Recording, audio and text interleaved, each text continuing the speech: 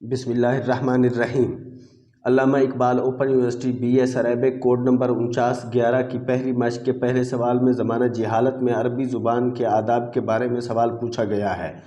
سب سے پہلے یہ ہے کہ زمانہ جہالت میں جو ادب تھا اس کی تعریف یہ ہے کہ ادب جاہلی سے مراد وہ ادب ہے جو کہ منسوب ہے عرب کی طرف زمانہ جہالت میں، اور اس کے ذریعے سے اظہار کیا ہے زمانہ جہالت کے شعراء اور ادباء نے اپنے جذبات کا، تاکہ پڑھنے اور سننے والے پر اثر پڑے، شعر اور نثر کے ذریعے۔ بہرحال زمانہ جہالت کے شعراء اور ادباء کا شمار ایک ہی طرح سے نہیں ہوتا، یعنی ایک ہی خاندان اور ایک ہی نوعیت کے نہیں ہیں۔ آگے تفصیل کر دی ہے کہ شعراء جاہلی لوٹتے ہیں متعدد قبائل اور قبائل کی شاخوں کی طرف اور ادبی ذوق اور ذہانت کی طرف۔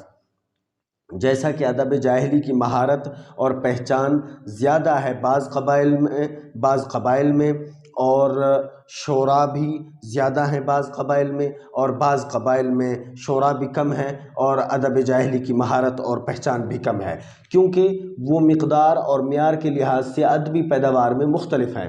اور قبل از اسلام زیادہ تر ادب شمالی اور جنوبی قبائل کی طرف سے آیا تھا، جس سے زمانہ جہالت کے شعراء اور ادباء میں اضافہ ہوا اور ادب کی خصوصیات اور نمونوں میں اضافہ ہوا۔ آگے ہے کہ زمانہ جہالت میں ادب کا احیاء۔ تو قبل از اسلام کے لوگوں کے حالات نے زمانہ جہالت میں ادبی زندگی کو فروغ دینے میں مدد کی۔ ان واقعات کے ذریعے جو ان کے درمیان پیش آئے، اور ان محفلوں اور کونسلوں کے ذریعہ سے جو ان کے اتحادی قبائل اور مخالفین کے درمیان منعقد ہوئیں۔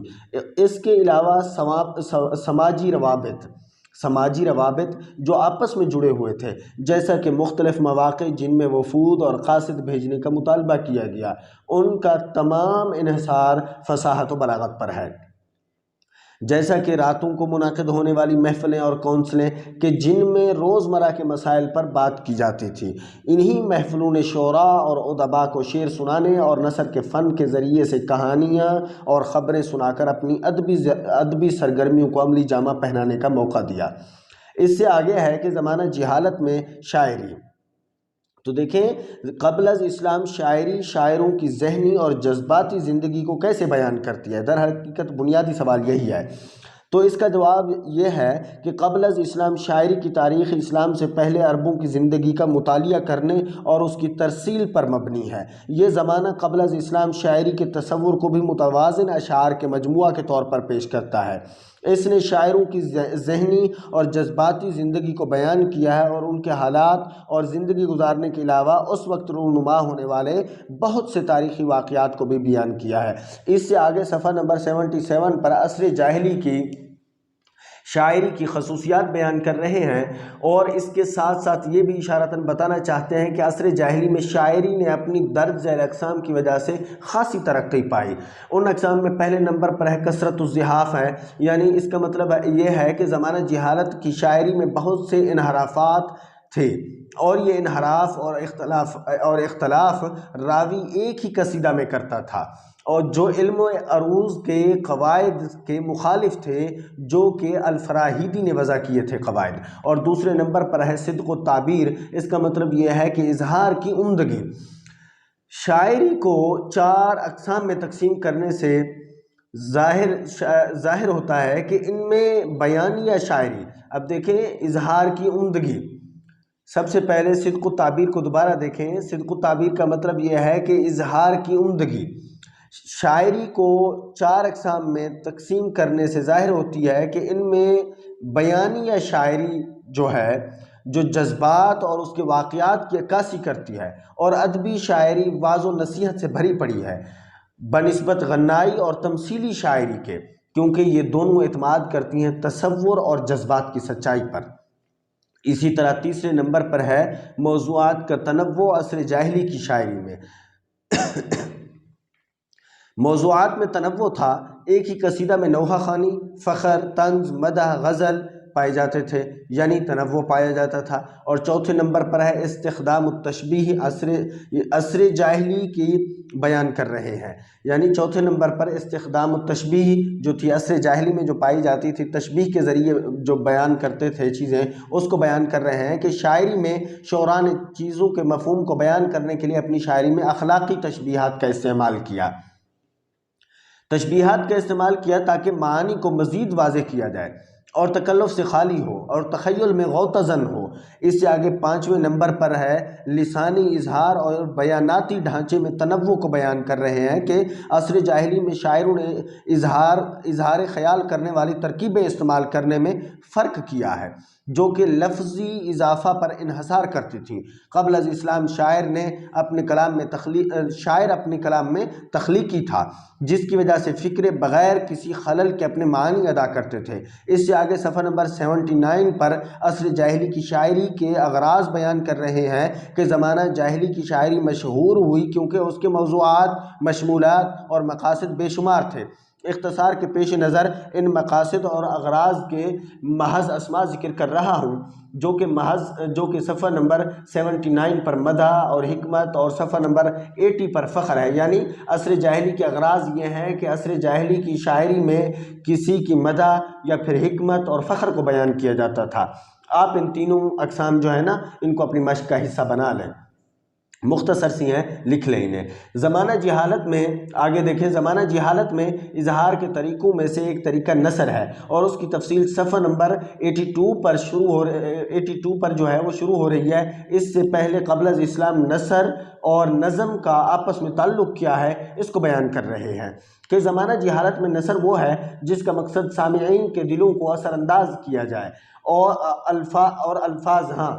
سامعین کے دلوں کو اثر انداز کیا جائے الفاظ کی خوبصورتی اور اظہار کی تخلیقی صلاحیتوں سے۔ پھر نثر کی کئی شکلیں ہیں، ان میں سے پہلے نمبر پر خطابت ہے۔ یہ ایک ادبی صنف ہے جس کا تعلق نصیحت، رہنمائی اور امن کی دعوت سے ہے، اور سیاسی اور سماجی حلقوں میں خطابت کو بہت اہمیت حاصل ہے۔ یہی وجہ ہے کہ اسے کثرت حاصل ہوئی مجالس، بازاروں اور محفلوں میں، اور خصوصاً اس نوع کا استعمال کیا جاتا تھا جب بادشاہوں اور امراء کی طرف وفود آتے تھے۔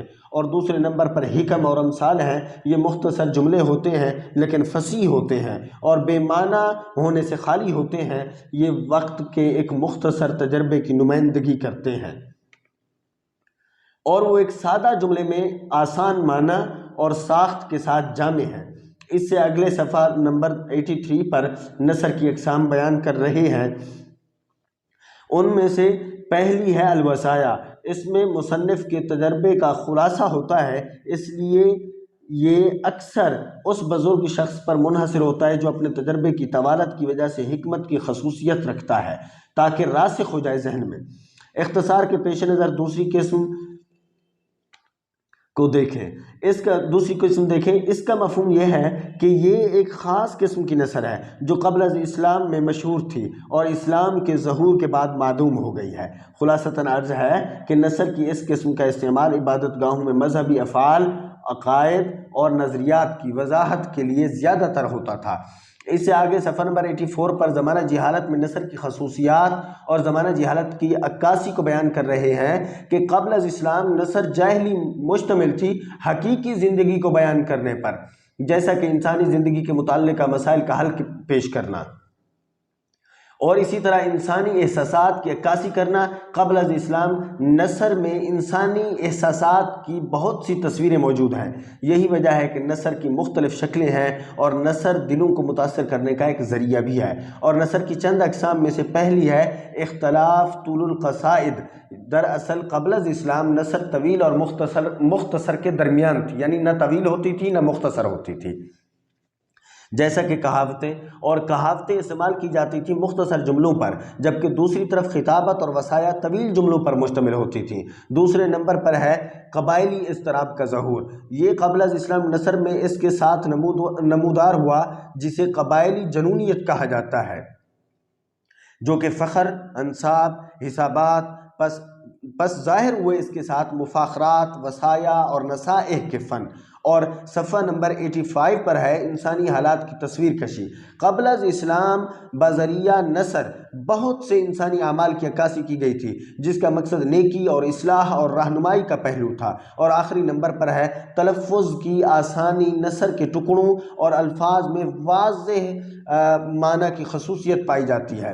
یعنی تلفظ کی آسانی، یہ جو الفاظ کی سہولت ہوتی ہے، اس کے اندر یہ بیان کرنا چاہتے ہیں کہ نثر کے جو ٹکڑے ہوتے ہیں ان میں الفاظ میں واضح معنی کی خصوصیت پائی جاتی تھی۔ قبل از اسلام نثر کے مصنفین نے الفاظ کی وضاحت اور اظہار کی گہرائی پر بہت توجہ دی ہے۔ اس سے آگے صفحہ نمبر 88 پر ادب جاہلی کی اہمیت کو بیان کرتے ہوئے لکھتے ہیں کہ دور جاہلی میں ادب نے ورثے کو کیسے محفوظ کیا، یعنی جو آبائی طور پر ان کے اندر ایک ادبی ورثہ آ رہا تھا اسے کیسے محفوظ کیا گیا، تو اس کے بارے میں لکھتے ہیں کہ اسلام سے پہلے ادب کا ظہور عربوں میں تحقیق کی ترقی کی وجہ بنا، کیونکہ یہ ادب تمام زمانوں میں واضح اور مسلسل اہمیت رکھتا تھا۔ اسلام سے پہلے ادب کی اہمیت کو اس طرح تقسیم کرتے ہیں کہ ادب کی پیداوار کی کثرت۔ تو اب دیکھیں، قبل از اسلام لٹریچر کی کثرت ان اہم عوامل سے ایک ہے جنہوں نے ورثے کے تحفظ میں اہم کردار ادا کیا۔ ان میں سے پہلے نمبر پر ہے ادبی ترقی میں حصہ ڈالنا۔ قبل از اسلام ادب اس بات کی طرف اشارہ کرتا ہے کہ عربوں نے اپنے زمانہ جہالت میں ادبی ترقی میں بہت سی پیش رفت کی تھی، کیونکہ یہ ادب اظہار کے طریقوں اور باعتبار فن کے ترقی اور کمال سے متصف تھا، جس نے ادب کو اظہار کے مختلف ادبی طریقے فراہم کیے تھے۔ اور دوسرے نمبر پر ہے مخلص فنکارانہ احساس پہنچانا۔ تو اس میں یہ ہے کہ قبل از اسلام ادب کو مخلص فنکارانہ احساس کی کڑی اور ترسیلی کڑی سمجھا جاتا تھا۔ ادیبوں اور شاعروں کے پاس وہ احساس تھا جو انسانی روح اور ان کے حقیقی جذبات